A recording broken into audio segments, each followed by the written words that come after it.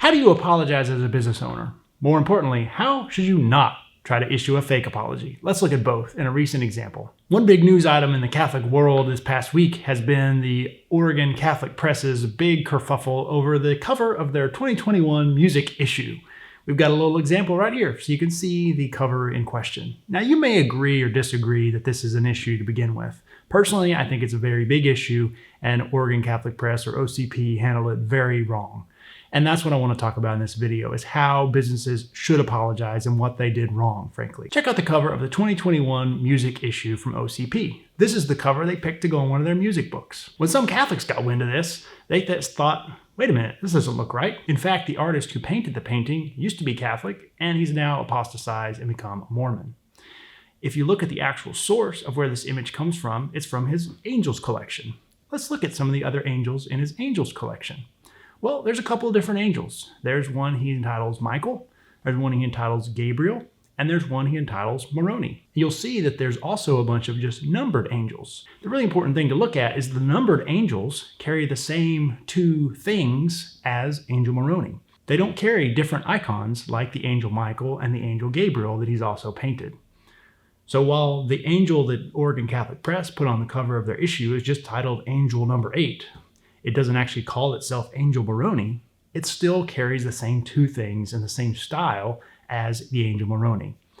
Well, Oregon Catholic Press doubled down when people called them out and said, hey, you're using a Mormon artist, Mormon angel on the cover of a Catholic book. Oregon Catholic Press didn't stop the presses and say, wait, oh wow, we made a mistake. We're really sorry, let's fix this. They doubled down. And here's their apology. Essentially, it said, we're sorry you're confused. This is not the Angel Moroni, this is just number 8. And the interpretation is left to the person who sees it. We're sorry you're confused. Well, that's not an apology at all. It would be one thing if they had said, we made a mistake and we're going to correct it, or it's already gone to presses, we can't do anything about it. It would be way too costly to change it at this point. That would be a little different. But instead, they just doubled down and said, we're sorry you're confused. That's how a business should not try to apologize. That's not an apology. That's manipulation. That's basically saying, you're wrong, we're right, and we're not even going to apologize. A business would frankly be better off just saying, we're sticking to our guns. We made this choice. Here's why I made this choice. We hope you'll continue as a customer. Instead of saying, we're sorry you're confused, that's frankly just insulting. So what should a business do? If you're running a business and you make a mistake, you've got to admit to the mistake. Now, maybe you didn't realize at the time that it was a mistake. Maybe you really did have good faith effort. Maybe you were trying to do the best you could, made the best decision you could at the time, and you didn't think about the ramifications of your decision. And let's give OCP the benefit of the doubt. Maybe they really didn't think about the ramifications of their decision. Maybe they just thought, wow, this is a beautiful picture, and we're going to use it. And they didn't really think that it really looked like the Angel Moroni to them. Once people call them out on it and say, here's what we see in this image, OCP should have changed course. That's when they should have apologized or said, I'm sorry, there's nothing we can do about it at this point. The interesting update in this situation is the next day, OCP did change course. They finally realized, I guess, that they got enough pushback from enough customers who I guess were demanding some change. So how should you apologize as a business if you do something that's wrong? First, you have to own it. You got to say, we did this, we made a mistake, and maybe we didn't think about it at the time. Maybe we didn't realize it was going to be a problem, but it was. And it hurt people or offended people or customers or the public or whatever. You need to own the mistake. You need to say, you're actually sorry. We're sorry we did this, and we ask for forgiveness from whoever it may have offended, whether that's your employees or customers or the general public. And then finally, explain what you're going to do to try to make it better. Maybe you can't fix it. Maybe it's a thing that's already finished and there's nothing you can do to fix it or change it.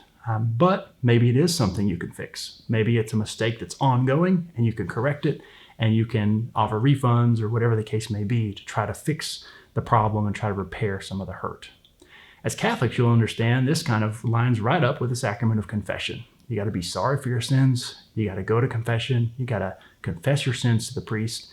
You have to make a firm amends to do better and to sin no more, make your act of contrition. You got to do your penance. And of course, you get absolution from Jesus through the hands of the priest. If you don't really own your sins and say, I did this, that's not a confession.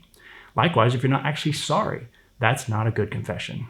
And then also, if you don't do your penance, that's not a good confession. And then the final thing to think about at the end of this is the concept of the temporal punishment due to sin. Even though you may have received absolution for a sin, there's still a temporal punishment. There's still the hole left from the damage that the sin caused. And that's why, as a business, you still maybe have to do something to try to repair the damage you may have caused for a mistake, whether that's giving refunds, issuing a new product, maybe at great cost to the company. It's still something that needs to be done as a business to try to make up for what you did. For more on integrating the Catholic faith with your business, check out my video on how to start your business the Catholic way. I'll see you over there.